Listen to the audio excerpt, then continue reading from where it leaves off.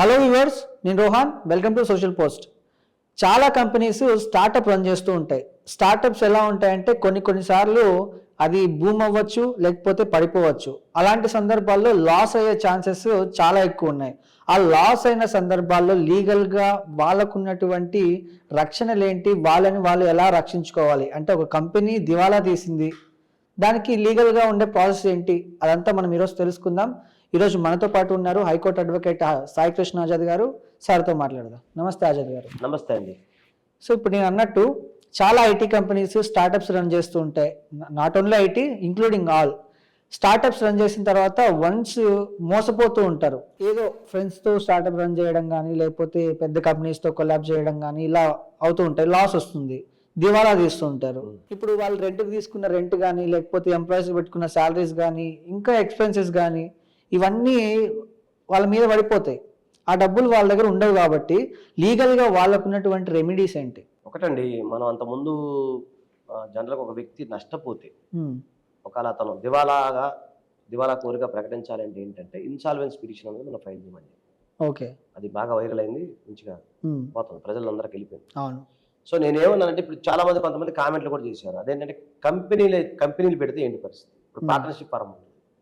చాలా మంది ఏంటంటే పార్ట్నర్షిప్ ఫారంలో కంపెనీలు స్టార్ట్ చేస్తారు. చిన్న చిన్న కుటీర పరిశ్రమలు కానీ, చిన్న పరిశ్రమలు కానీ, పెద్ద పరిశ్రమలు వరకు 100 కోట్ల పరిశ్రమలు కూడా ఉన్నాయి, మనకు తెలియదు. సో అవి కానీ, లేదంటే పార్ట్నర్షిప్ ఫారం కంటే ప్రైవేట్ లిమిటెడ్ కంపెనీలు ఉన్నాయి. ప్రైవేట్ లిమిటెడ్ కంపెనీస్ కానీ, కొన్ని రియల్ ఎస్టేట్, మీరు అన్నట్టు స్టార్ట్అప్ కంపెనీస్, కొన్ని ఐటీ కంపెనీస్ ఈ మధ్యకాలంలో మనం చూస్తా ఉన్నాం.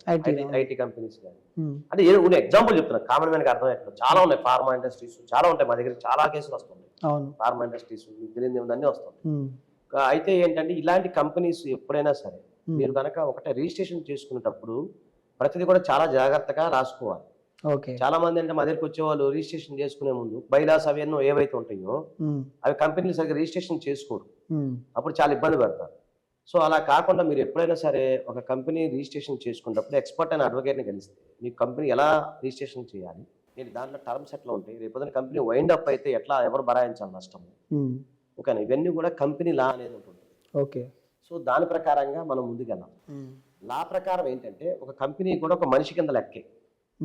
ఒక కంపెనీ అంటే అతను కూడా మనిషికున్న రైట్స్ ఉంటాయి అన్నమాట. ఒక మనిషికి ఎట్లయితే ఆర్థిక లావాదేవీలు ఎలా ఉంటాయో, అలాగే ఒక మనిషికి ఎలా అయితే ఆర్థిక పరమైన హెచ్చుతగ్గులు ఎలా ఉంటాయో, ఒక మనిషి ఎలా దివాలా ఎలా ఉంటాడో, సేమ్ కంపెనీస్ కూడా ఒక మనిషి కింద భావించాలి లా ప్రకారం. ఓకే.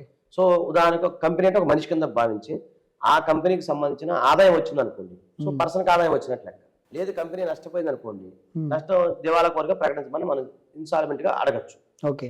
సో దానికంటే కంపెనీ లా ప్రకారం జనరల్ కోర్ట్స్ లో వేయడానికి ఉండదు. So NCLT. సో ఎన్సిఎల్టీ అంటున్నారు, ఎన్సిఎల్టీ అంటే ఏంటి?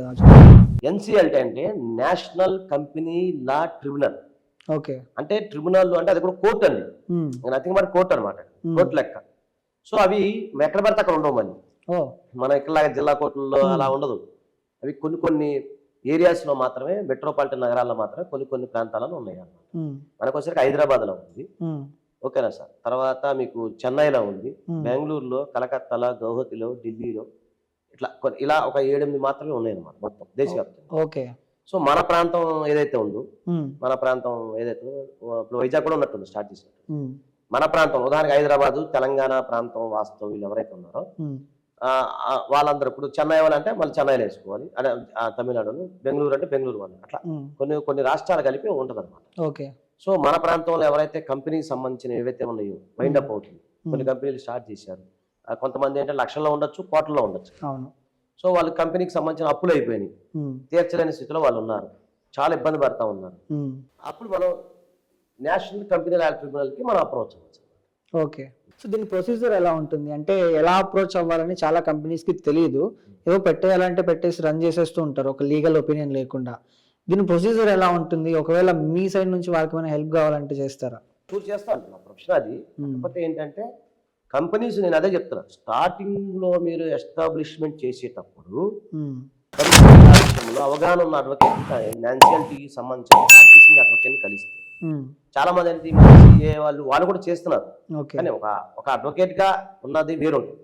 సో ఈ కంపెనీస్ ఏవైతే ఉన్నాయో మీరు అప్రోచ్ అవుతే ఫస్ట్ స్టార్టింగ్ లోనే మనం రాసుకోవాలి. బైలాస్ అనేది మెయిన్ పునాది ఉంది. కంపెనీ పెట్టినప్పుడు అది వైండ్ అప్ అవ్వచ్చు, బూమ్ అవ్వచ్చు. అవును. అది మన చేతిలో లేదు. మన ప్రయత్నం అయితే మనం చేస్తాము. సందర్భాన్ని బట్టి సక్సెస్ అయిన వాళ్ళు ఉన్నారు, నేల మీద పడిపోయిన వాళ్ళు కూడా ఉన్నారు. అవును కదంట. అలా నేను ఏమన్నానంటే ఇట్లా కొన్ని సందర్భాల్లో ఏమవుతుంది, మళ్ళీ కింద పడ్డ కూడా పైకి లేగచ్చు, అది వేరే విషయం. అవును. కాకపోతే చెప్పలేము కదా. చాలా మందికి అవగాహన లోపమో లేదా తెలియకుండా ఉండటమో ఏదైనా మొత్తం రీజన్స్ అయితే ఉంటాయి. సో నేనేమన్నానంటే మీరు కంపెనీ స్టార్ట్ చేసేటప్పుడు అనుభవం న్యాయవాది చేత రిజిస్ట్రేషన్ చేసుకోండి. కంపెనీ ఏదైతే ఉన్నాయో బైలాస్ కూడా కరెక్ట్గా రాయించుకోండి. అప్పుడు దాన్ని బట్టి మీకు ధైర్యం ఉంటుంది. ఒకవేళ మీ కంపెనీ వైండింగ్ అయిపోతుంది, ఇక మీ పరిస్థితి బాగాలేదు, కంపెనీ రోజు రోజు డౌన్ అయిపోతుంది, అప్పుడు ఏంటంటే మీకు అప్పులు ఎంత ఉన్నాయి, మీరు ఇవ్వాల్సిన అసెట్స్ అండ్ లైబిలిటీస్ ఎంత ఉన్నాయి, ఇవన్నీ కూడా మీరు అప్రోచ్ అవుతూ ఒక అడ్వకేట్ గారిని కలిస్తే దానికి సంబంధించిన మీ బైలాస్ అన్ని చూసి, అందుకే చెప్తాను బైలాస్ లో ముందే రాసుకోమని చెప్తాను. మన కంపెనీ వైండ్ అప్ అయితే ఏం చేయాలి ఏంటి అనేది. అలాగే మీరు అన్ని రాసుకొని అవన్నీ తీసుకొని వెళ్తే దానికి సంబంధించిన మొత్తం తయారు చేసి కంపెనీస్ యాక్ట్ ప్రకారం NCLTలో ఫైల్ చేయడం జరుగుతుంది అన్నమాట. ఇప్పుడు కంపెనీ దివాలా తీసింది, ఎంప్లాయీస్ అందరికి జీతాలు వెళ్ళకపోతున్నాడు, రెంట్కి తీసుకున్నాడు హైదరాబాద్ లో హైటెక్ సిటీలో 10 లక్షలు రెంట్ కట్టాలి, ఇవన్నీ కట్టడానికి డబ్బులు లేవు, లీగల్ రెమెడీ ఏంటి ఆయనకి? అవునండి, అదే చెప్తున్నా. ఇప్పుడు ఒక కంపెనీ దివాలా కోర్ అంటే అదే కదా మీనింగ్. అవును. ఎవరికి జీతాలు ఇవ్వలేని స్థితిలో ఉంది, ఎవరికి లేనప్పుడు వాళ్ళ దగ్గర అసెట్స్ ఏమున్నాయి, ఉదాహరణకి అతని కంపెనీకి 20 లక్షల అప్పు ఉంది, 10 లక్షల అసెట్స్ ఉన్నాయి అనుకోండి, ఏమిటైతే ఉంటాయి కదా. అవును. ఆ అసెట్స్ ని వైండ్ అప్ చేయమని మనం చెప్తాం కోర్టు వారిని. ఓకే. సో మేము అంత కట్టలేమని మేము ఇంత కడతాం, మా దగ్గర ఉన్న అసెట్స్ ఇవి, లైబిలిటీస్ ఇవి, దాన్ని బట్టి వైండ్ అప్ చేయాలి అని చెప్పి కోర్టుకి మనం చెప్తాం. అంటే ట్రిబ్యునల్ అంటే కోర్టు అనమాట. చెప్పినప్పుడు కోర్టు వారు విచారించి దానికి కమిషన్ ఏర్పాటు చేయడం, అట్లా కోర్టు చెప్తుంది దాన్ని బట్టి అట్లా మీకు వెళ్తుంది అనమాట.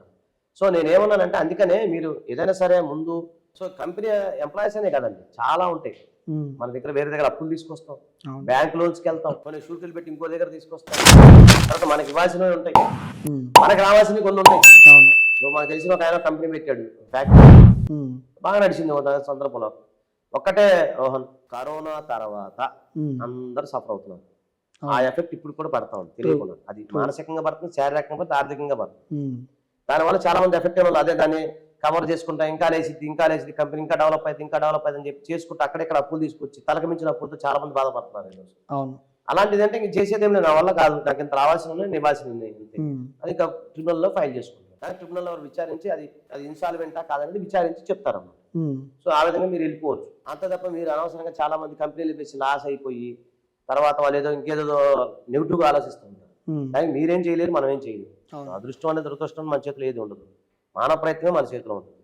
కాబట్టి అంటే మీకు ఎలా అయినా సరే మీరు కంపెనీ పెట్టుకొని మీరు కంపెనీ లాస్ ఉన్నప్పుడు భయపడకుండా బాధపడకుండా, నేను ఒకటే చెప్తాను ఈ వీడియో ద్వారా, ఎవరైనా సరే మీరు ఎప్పుడైనా సరే దీపం ఉండగానే ఇల్లు చక్కబెట్టు. కంపెనీ వైండింగ్ అవుతుంది, నా పరిస్థితి బాగాలేదు, ఇబ్బంది పడుతున్నాను, ఇంకా స్ట్రగుల్ అవుతున్నప్పుడే మీరు వైండ్ అప్ అయిపోయి లాస్ట్ మూమెంట్లోకి చేతులు ఎత్తే మీరు అంటే ఎంప్లాయీస్ సఫర్ అవుతారు, వాళ్ళ మీద ఆధారపడ్డ వాళ్ళు సఫర్ అవుతారు. అలా కాకుండా వైండింగ్ అప్పుడు మీరు ప్రయత్నం చేయండి, ఎంప్లాయీస్ని కట్ చేయండి, తగ్గించండి, ఇంకేదైనా ఉంటే తగ్గించండి, వేస్ట్ ఖర్చులు తగ్గించండి, అలా ప్రయత్నం చేయండి. లేదంటే కూర్చోబెట్టి బాబు నా వల్ల కాదని చెప్పి వాళ్ళకి ఇవ్వాల్సిన జీతం మీద ఇచ్చేసి వైండ్ అప్ చేసుకోండి. వాళ్ళ మనం ఇబ్బంది పెట్టకూడదు. నేను చెప్పేది అది అట్లా అనమాట. ఇది కొంచెం ఎక్స్పీరియన్స్ చెప్తున్నాను. కాబట్టి మీకు ఏదైనా కంపెనీకి ఇబ్బంది అయితే మీరు మంచి అనుభవం న్యాయవాదిని సంప్రదించి చక్కగా మీరు వైండ్ అప్ చేసేసుకొని కుదిరితే అవసరం ఇంకో బ్యాంక్ లోన్స్ పెట్టుకొని మీరు ఇంకా డెవలప్ చేసుకోవచ్చు. రైట్. థ్యాంక్ యూ అజయ్ గారు.